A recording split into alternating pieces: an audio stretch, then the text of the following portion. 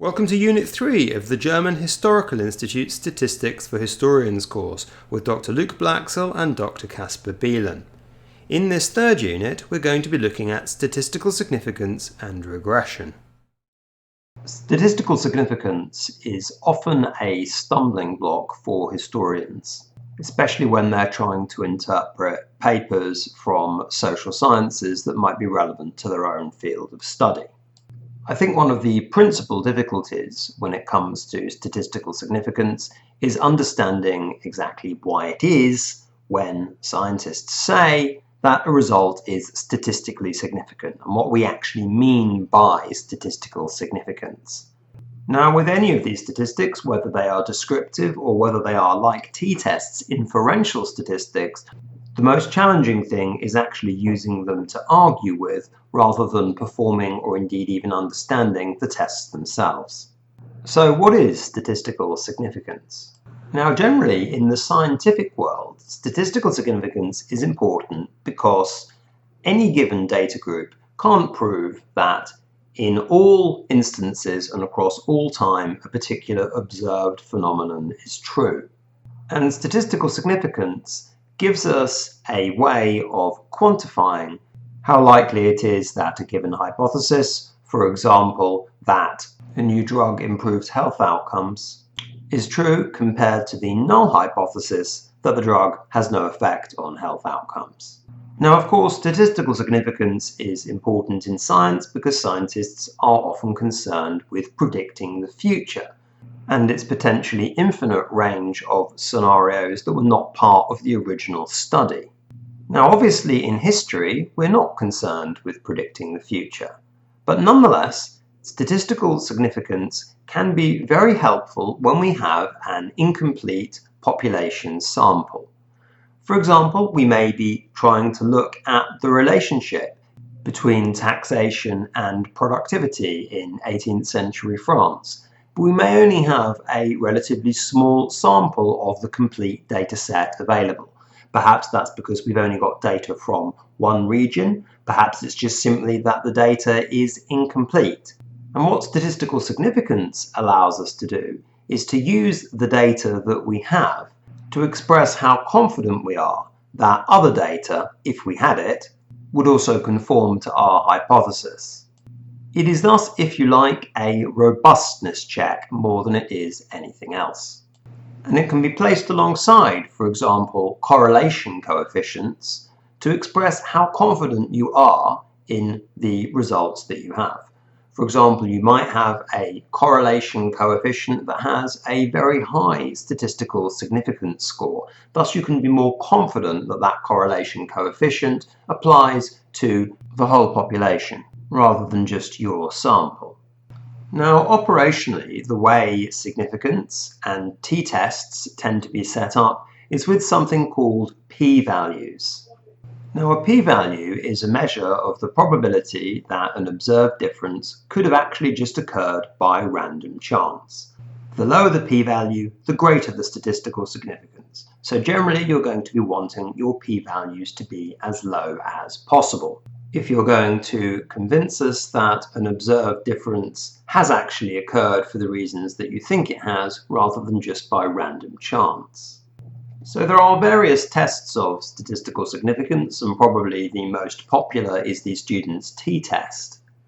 Now, before we go on to actually look at how to run a t-test, and I'll show you an example of data where a t-test can, I think, add fruitfully to our confidence that a hypothesis is true, one rather important elephant in the room needs to be dealt with, which is the p-value itself. Now, generally you'll see in scientific and social scientific studies a p-value of 0.05.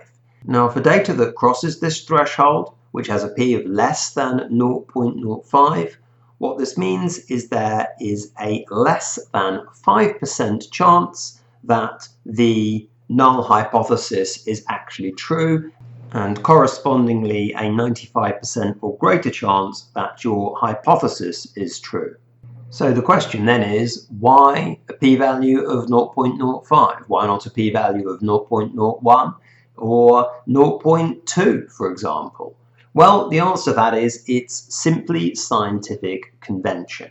It has for a long time been used in the scientific community that the p-value of 0.05 has generally been accepted, and you will often see studies which use significant stars, which is a single asterisk, over a result, for example, a correlation, the asterisk referring to significant at the p is less than 0.05 level, with sometimes two stars representing significance at the 0.01 p level. But I should say that in history there is not really an established convention of what p-values should really be, and when you are working with different kinds of thresholds of proof, where for example not trying to examine whether a new drug is successful or whether a scientific phenomena holds true, we might not use a p-value of 0.05, but maybe a p-value of 0.1 or even 0.2 to tell us something potentially useful, or to have more confidence in some of the conclusions that we already have, for example, a correlation coefficient. Now, there are, of course, underlying mathematics behind a t-test which relate to a distribution curve and theories of normally distributed data.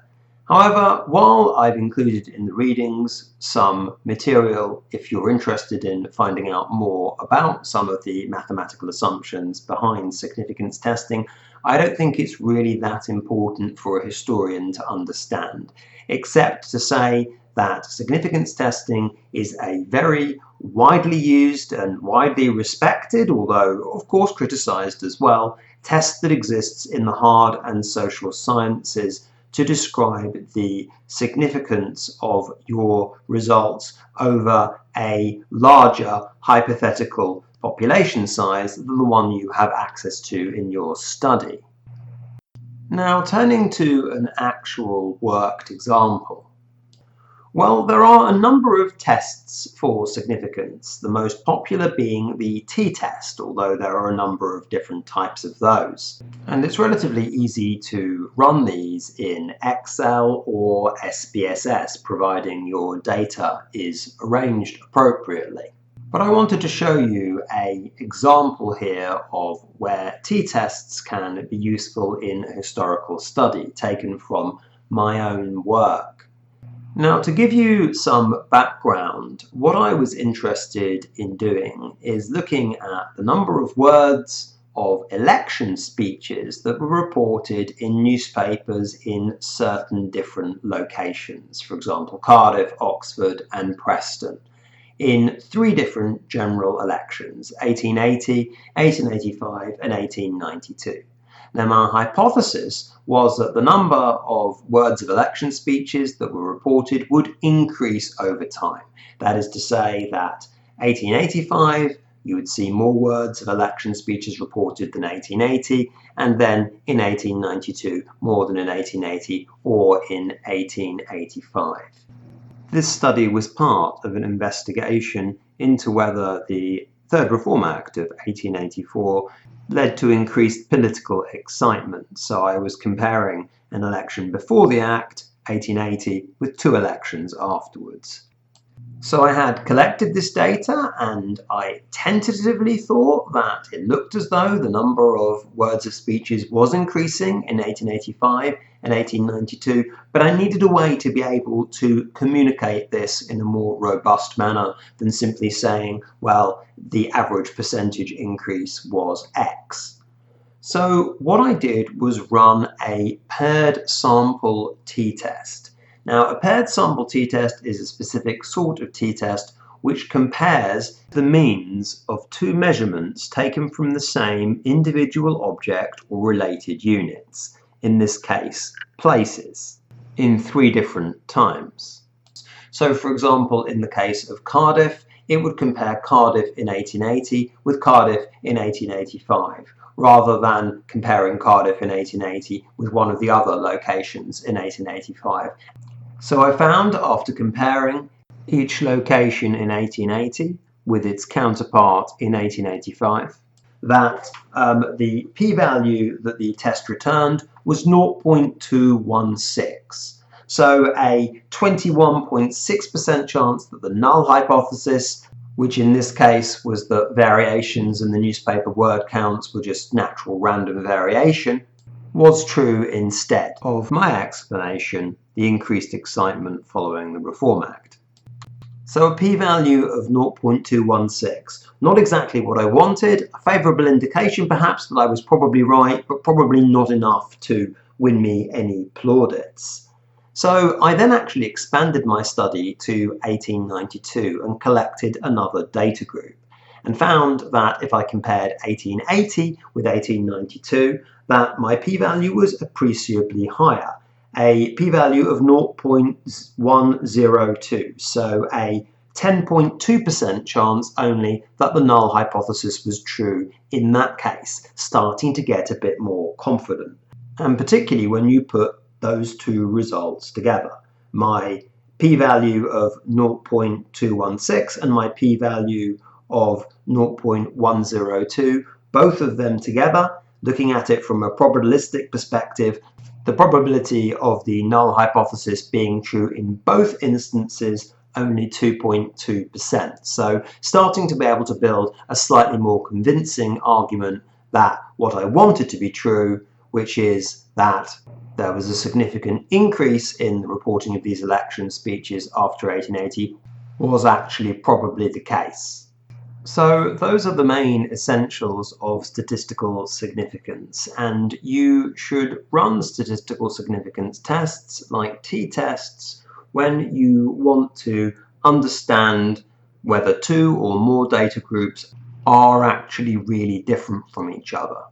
I should also say that statistical significance often tends to be built in as a component of other statistical tests. And most of the time you encounter it, it won't simply be as a test on its own, as it was in the example I just showed you, but it will be part of a number of other pieces of analysis, or perhaps one component of a much more sophisticated piece of code or mathematics that you are using, for example, as part of your text mining analysis. Regression is a potentially very powerful statistical technique that can be used to model the relationship between two continuous variables. The objective is usually to predict the value of an output variable or a response variable based on the value of an input or predictor variable.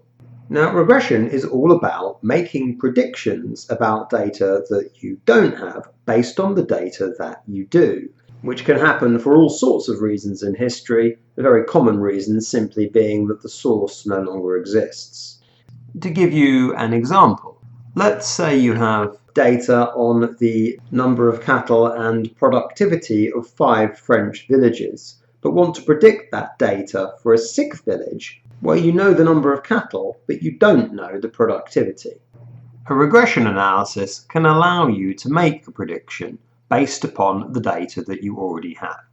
Now, obviously, if you have good reason to suspect that that 6th French village is likely to be an outlier for whatever reason, if the trend between the number of cattle and the productivity might actually not follow the trend that is the case in the other 5 instances, perhaps you've got some contextual reason to not use a regression analysis. But if you do have reason to suspect that that same trend will probably roughly still hold, or you have no good reason to assume that it won't do, a regression analysis could allow you to fill in this missing data and make a prediction.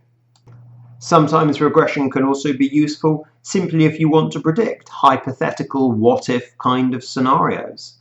So, for example, in my own work, looking at the relationship between turnout and Conservative vote share in the late 19th century, I might be interested in hypothetical possibilities of what if the turnout had been 80% when it was actually only 65%, or what if the turnout was 55%? How well would the Conservatives have done in those two hypothetical instances? And a regression analysis can help me make that kind of hypothetical prediction.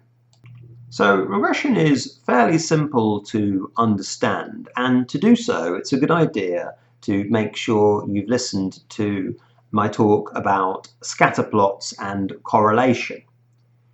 Now, Returning to some of those examples, a scatter plot is simply where you have your data plotted on an x and y axis. And as we discussed in the correlation lecture, you can also put a line of best fit onto that data. Now that line of best fit might be a very good fit for your data depending on the correlation coefficient or the R-squared value, or it might be a poorer fit for that data. But nonetheless, you will still get a trend line. And it is that trend line which allows us to make these predictions. Now I'm just going to show you a hypothetical trend line here with hypothetical data, plotting two different variables against each other. Let's, for example, say, to return to our earlier example, that y is the number of cattle and x is the productivity. So I've got my data points there, 6 of them in this case. But what if I have a seventh data point where I know y, i.e. the number of cattle, but I don't know the productivity? So simply put, if I know y, I can, using the slope of the line, predict x, as you can see from this blue line here. Now the equation for this is y equals mx plus b, but you don't need to worry too much about that because Excel and SPSS can do these calculations for you. This just gives you an idea of how the regression is actually working.